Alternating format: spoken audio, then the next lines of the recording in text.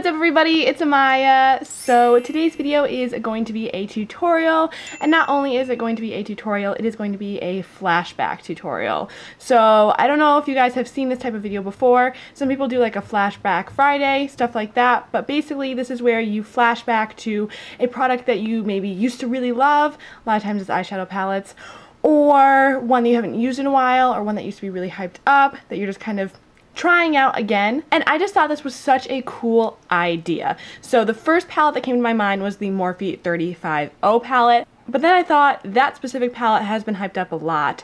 So then I settled on the Morphe 35OM. So this is what it looks like. It is the 35O, but in completely matte shades. At the same time that that one released, they also released the 35OS, which is a completely shimmer palette. This palette is stunning as well. They sold these two guys in a bundle, and I had ended up getting the bundle, and you guys, these are so amazing. Especially the shimmer palette. Like, these shimmers in here are so amazing. They are stunning, and it's totally sad that no one uses them anymore or talks about them, because there are so many really cool colors in there.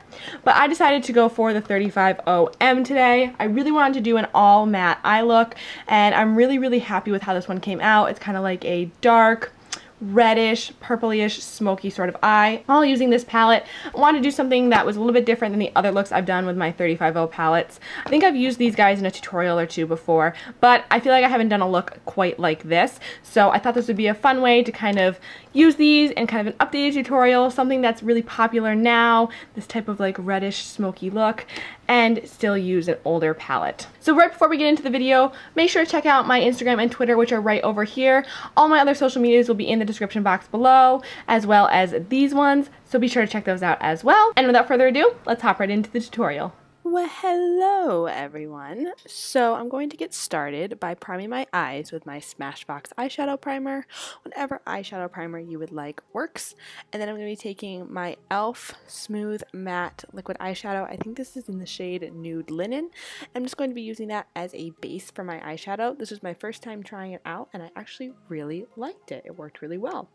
So now I'm going to be going in with the Morphe 35OM, the star palette of this tutorial, and just setting my lid using those two light cream shades.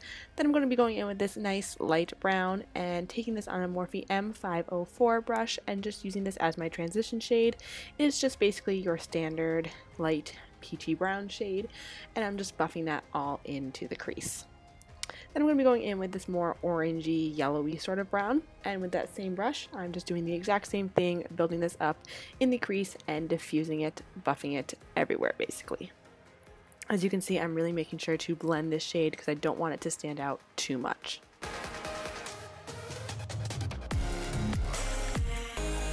Next, I'm going to be taking a little bit of a darker orangey yellow on my Morphe B81 brush, and I'm going to be focusing this more in the crease, really building up that warm orangey shade. I just love orange crease, orange outer corners, and that's what I'm really trying to achieve with this look. Then I'm going to be taking a like rusty reddish orange, and I'm taking this on an e.l.f. brush. I don't know the exact name, but it's similar to like a MAC 217 or a Morphe M433, and I'm just placing that on my outer corner and then taking the Morphe B81 and buffing out the edges. I just really want to build up that nice orangey red color in the crease and on the outer corner. Next, I'm going in with these two warm browns right here, and on that same e.l.f. brush, I'm just going to be packing these on the outer corners as well, just kind of adding some depth and deepening up our outer corner. I do want to stay in the very like warm orangey tones though, so I'm making sure to really buff this out. No extra product on my brush, but just really buffing these out so that way everything is nice and blended. And then I'm going to be taking a smaller brush, this is an e.l.f. crease brush, and just packing those on a little bit more because I felt as though the brush we had before was not packing on the amount of color that I wanted and not being as precise as I wanted to. So then I'm just going back in and of course buffing everything out. So now I'm going in with this dark brown shade, which is the darkest shade in the palette, and this shade actually gave me a little bit of trouble. So I started out with a Morphe E17, and I honestly think it's this brush because I had the same issue in my BoxyCharm unboxing video where the dark color with that brush just didn't work well. So I started doing that, but I noticed it was very patchy when I was packing it onto the outer corner, so I switched back over to the e.l.f. brush, and it did seem to work a little bit better, but the color was still kind of difficult to blend, and I did have to do a lot of extra elbow grease and a lot of extra work to really get it to be smoothed out. So this was the only shade in the palette so far that has given me much trouble, and as you can see, I just keep going over it with the fluffy brushes to blend everything out. Now I'm going in with this really beautiful orangey red shade. As you can see, I'm just popping that on the lid with that e.l.f. brush from before. I really loved how this shade looked all over the lid. It was absolutely beautiful. I loved how it contrasted with the dark brown. It just looked really, really nice. Then I'm going back in with the E17 just to add a little bit more of that dark color so that way it doesn't get lost. I still do have that nice contrast. And then going back in with the Morphe B81 to buff everything out. All matte looks, I think, require a lot more blending because you want to make sure everything looks seamless and completely blended. Then I'm just going in and cleaning up any fallout that I had underneath my eyes, which actually wasn't a lot, surprisingly. And I'm going back in with those cream shades on the same brush that I used to set my lid and just buffing out the edges to make sure we have no harsh lines. Then I'm going in with this MAC mascara and I'm just coating my eyelashes. I'm going to be going in with falsies in a second. I'm just highlighting my brow bone with the Amaya highlighter from Anastasia Beverly Hills. This is one of my favorite brow bone highlights.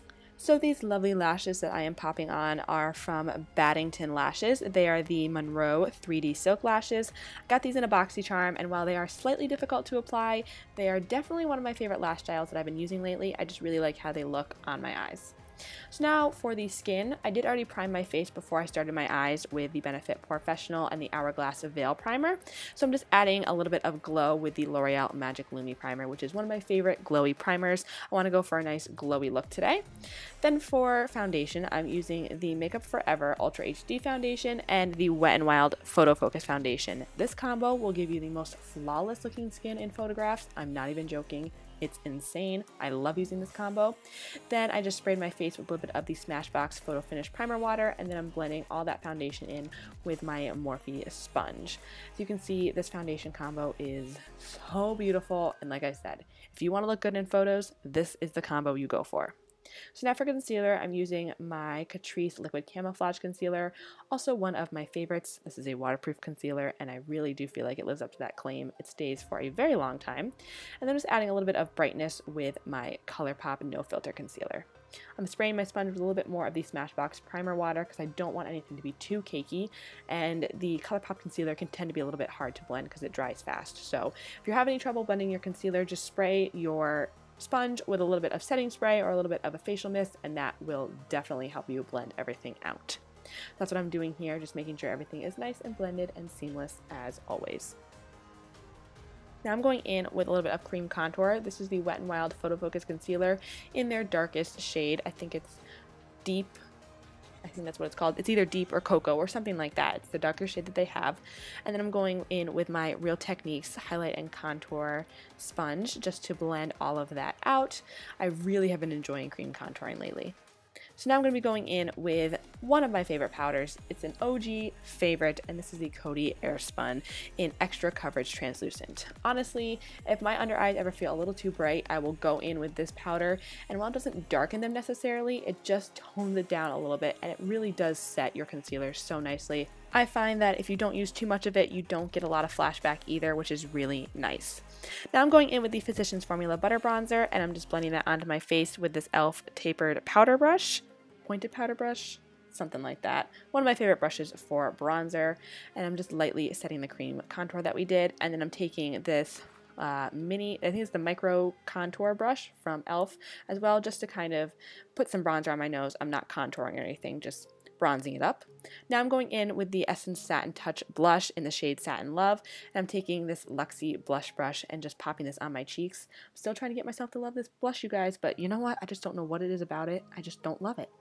Now I'm going in with my Sun Dipped Glow Kit from Anastasia, and I'm taking those two bottom shades right there, the peachy one and then the more, I don't even know, it looks purple, but it doesn't look purple on the face. And I'm just blending that on to my skin.